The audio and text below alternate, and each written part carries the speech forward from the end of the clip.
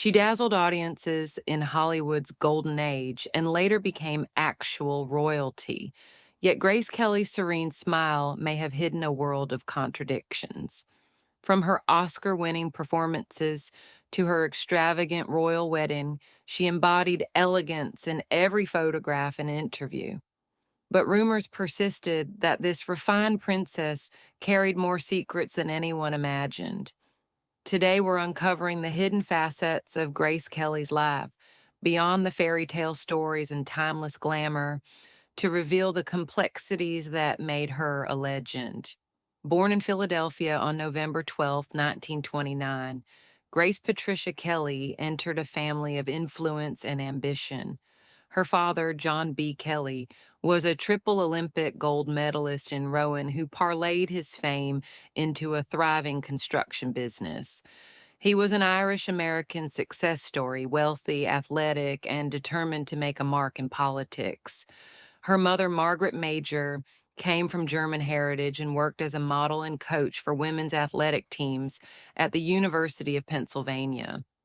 Both parents cultivated an intense environment where competitiveness and discipline were prized above all else. Grace, the third of four children, grew up in a household that expected perfection. Rumor has it that her father openly favored her older sister, and from an early age, Grace worked hard to stand out. While she had a warm relationship with some relatives, she often felt overshadowed. It said she poured her energy into artistic pursuits, dreaming of becoming a ballerina or an actress. Her resolve to perform drove her to star in local theater productions, even as her parents considered acting an unserious profession. Attending Catholic schools in Philadelphia, Grace developed a structured daily routine, but she also began to push the boundaries. She participated in local fashion shows, acquiring a taste for the spotlight. Tales suggest that her mother's strictness included physical discipline if the children disobeyed. Perhaps this upbringing taught Grace to maintain a refined facade in public, yet keep a rebellious streak just beneath the surface. That combination, poise and hidden passion, would later captivate movie directors and fans alike. Despite her parents' misgivings, Grace pursued acting. She auditioned for the American Academy of Dramatic Arts in New York. Family connections helped secure her a spot after the school's capacity had technically been reached. Living at the Barbizon Hotel for Women, a residence known for housing ambitious young models and actresses, Grace embraced the bohemian side of city life. Legendary anecdotes claim she would dance hula in hallways or practice lines late into the night. She was polite yet determined, a combination that paid off when she began booking commercial work. Soon, she nabbed roles on stage and in live television dramas. Hollywood noticed her understated yet mesmerizing presence. In 1952, at age 22, Grace gained national recognition with a supporting part in High Noon, opposite Gary Cooper, setting the stage for a meteoric rise. Studio heads praised her unblemished beauty, describing her as perfect from every angle. Audiences responded to the image of a serene, almost regal actress, and her name sparked fan clubs across the country. Yet, behind that pristine image, whispers of on-set chemistry and behind-the-scenes flings emerged. Grace's pairing with Gary Cooper led to rumors they had grown close, dangerously so considering Cooper's marriage. After that, she worked with Clark Gable in Mogambo, filmed in Africa. Journalists and local crew alike sensed a spark between the two leads, adding fuel to a reputation that Grace was quietly adventurous when it came to relationships. As Grace's star ascended, major directors scrambled to cast her. Alfred Hitchcock, famed for his fascination with cool, elegant blondes, found his muse in Kelly. They collaborated on several iconic films, including Dial M for Murder, Rear Window, and To Catch a Thief. On screen, she exuded an air of unattainable glamour, Off screen, she toggled between polite compliance and hints of rebellion. Some co stars even described her as having two sides, one composed, the other unexpectedly daring. Tales of her love life continued to swirl. Veteran actor Ray Milland was reportedly smitten with Grace during Dial M for Murder, so much so that his marriage nearly collapsed. Bing Crosby supposedly proposed marriage, although that engagement never became official. Then there was her rumored connection to Marlon Brando after they both won Oscars on the same night. Stories that have never been fully confirmed but still captivate fans seeking to unravel Grace Kelly's personal mysteries. Back home, Grace's parents were uneasy about these swirling stories, especially her father. He saw acting as a step above sidewalk performers and feared the gossip would stain the family's name. Even so, Grace's swift success was hard to deny. She racked up a string of critically acclaimed roles, culminating in her Best Actress win for The Country Girl in 1955. Rather than the typical glamorous role, she portrayed a dowdy wife with emotional complexity, proving she could handle character-driven drama. Overnight, Grace Kelly had become one of Hollywood's most respected and highest paid stars. Despite her professional triumphs, Grace's personal life took a dramatic turn during the 1955 Cannes Film Festival. Invited to join the U.S. delegation, she attended lavish dinners and photo sessions along the French Riviera. One session included meeting Prince Rainier III of Monaco. He was searching for a bride to secure Monaco's succession. If he failed to produce an heir, France might reclaim the principality. From the outside, it looked like a fairy tale spark. Behind the scenes, some suggest it was an orchestrated encounter meant to pique global interest in Monaco's monarchy. Within months, newspapers everywhere announced their engagement. The match was framed as destiny, a movie princess becoming a real-life royal. Yet controversies soon emerged. Her family was required to provide a dowry, reportedly around $2 million, and negotiations went on behind closed doors about what the match would entail. Some believed Grace had found her perfect exit from Hollywood scandal. Others saw a calculated arrangement with mutual benefits for both parties. Despite the rumors, their wedding in April 1956 was one of the century's grandest events. Media outlets covered every detail, from her intricately designed gown to the star-studded guest list. Fans who idolized her on screen now saw her transition into an actual palace. But for the first time, Grace Kelly was no longer free to choose her projects or lifestyle. She'd become Her Serene Highness, Princess Grace of Monaco, carrying an entirely new set of rules and expectations. Fulfilling her new role meant giving up films, a decision that caused headlines around the world. Prince Rainier made it clear that a reigning princess wouldn't return to Hollywood. Some studios tried to coax her back with enticing offers, including Alfred Hitchcock's Marnie, which Grace reportedly yearned to do.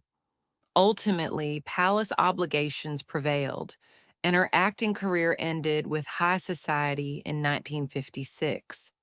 In Monaco, she immersed herself in philanthropic endeavors. She championed the arts, supported children's charities, and became president of the Monegasque Red Cross. Her official engagements showcased the same elegance fans once admired in her films. Grace's composure made her a beloved figure in Europe, but behind the smiles, friends confided that adjusting to palace life was difficult. Royal protocol demanded subservience to the monarchy's traditions, and a swirl of rumors suggested Prince Rainier was unfaithful. Meanwhile, Grace was rumored to pine for the creative freedom she once enjoyed. Motherhood brought both joy and additional pressures. She had three children, Princess Caroline, Prince Albert, and Princess Stephanie. Although loved by their mother, the children later spoke of being closer to their nannies than to their famous parents. It said that Grace tried to discipline them as her mother had disciplined her, yet she never seemed entirely comfortable with severe methods. Still, a certain formality defined life inside the palace. Some accounts claim Grace felt trapped, like a star in a gilded cage, unable to move beyond the watchful gaze of the world's media. As the 1960s and 1970s progressed, the world's fascination with Grace Kelly only grew. She was still photographed regularly at events, her style evolving from classic Hollywood glamour to the refined minimalism appropriate for a European royal. Strangely enough, her personal life refused to fade from conversation. Tabloids printed whispers of heartbreak, a legend that she and the prince led separate lives. Others suggested that the perfect love story was an act maintained for official appearances. Meanwhile, fans cherished any glimpse of Grace, now Princess Grace, missing her silver screen magnetism. She occasionally participated in narrations or television specials, but never returned to a starring film role. Whether by choice or compulsion, she stayed on the path laid out by royal tradition, exuding warmth in public charities and art programs. This philanthropic involvement earned her admiration, but many wondered if she longed for the bright lights of the studio, exchanging that glitter for dutiful engagements in Monaco. Tragedy struck on September 13th, 1982. Driving with her youngest daughter, Princess Stephanie, Grace lost control of her car on a steep mountain road. The vehicle plunged down a slope, leaving Stephanie with injuries and Grace in critical condition. Physicians discovered Grace had likely suffered a stroke that caused the accident. She passed away the following night when Prince Rainier, after medical consultation, chose to discontinue life support. The official story was devastating, yet straightforward. A sudden health emergency, a tragic crash, and the untimely death of a beloved public figure at 52. Still, rumors sprouted immediately. Some people suspected foul play or believed Stephanie had been the one driving. Conspiracy theories questioned why an experienced driver like Grace would suddenly veer off the road. Over time, the speculation grew more elaborate, although no concrete evidence ever contradicted the stroke explanation. Her funeral drew dignitaries and friends from across the globe. Nancy Reagan, Princess Diana, and other high profile names attended in mourning. The outpouring of love for Grace Kelly was overwhelming. She was laid to rest in Monaco, and decades later, Prince Rainier would be buried beside her. Their fairy tale story ended in bittersweet fashion, capping a narrative full of triumph, intrigue, and heartbreak. In the years since her passing, the fascination with Grace Kelly hasn't dimmed. Fashion insiders pay homage to her polished style, clean lines, understated accessories, and that famous Kelly bag from Hermes, which was renamed in her honor after she was spotted shielding her baby bump with it. Even modern style icons evoke her look when aiming for timeless sophistication. On screen, her films remain classics. Rear Window is still lauded for the effortless chemistry between Grace and James Stewart, while To Catch a Thief showcases the mesmerizing dynamic with Cary Grant under the Côte d'Azur sun. Younger generations discover her body of work and marvel at how gracefully she commanded the camera, balancing sweet charm with a subtle edge. Beyond style, many remain drawn to the contradictions in her story. She was the enchanting star with rumored relationships that defied the era's moral codes. She soared to the pinnacle of Hollywood only to relinquish fame for palace corridors. Then came a life of philanthropy that cemented her status as a benevolent royal figure. Even in tragedy, controversy followed, fueling endless speculation about her final moments. Over time, her children inherited her spotlight in different ways. Prince Albert became the reigning monarch of Monaco, and Princesses Caroline and Stephanie found their own paths amid constant media scrutiny. Yet Grace Kelly's shadow looms large. Tales of her regal composure, philanthropic pursuits, and potential regrets continue to stir interest. Was she completely fulfilled as Princess Grace, or did she ache for Hollywood's creative buzz? Whatever the truth, her legacy glitters with complexity. She was the small town Philadelphia girl who conquered Hollywood, the muse for legendary directors, the real life princess who balanced duty and desire, and the tragic figure whose final drive remains shrouded in questions. For every official statement about her life, there's a rumor that counters it, ensuring she remains an enigma who captivates us decades later. Grace Kelly represents a blend of class, mystery, and allure, transcending time with her elegant presence. From her cutthroat determination to overcome family barriers and dazzle Hollywood, to her shift into one of Europe's most recognizable royals, she led a life that read like a screenplay. Yet behind the gleaming crown and crisp white gloves was a woman wrestling with her own ambitions, yearnings, and heartbreaks.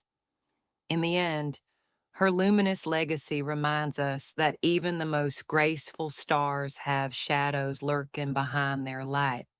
And perhaps it's this very contrast, royalty intertwined with lingering whispers, that keeps the legend of Grace Kelly forever alive in our collective imagination.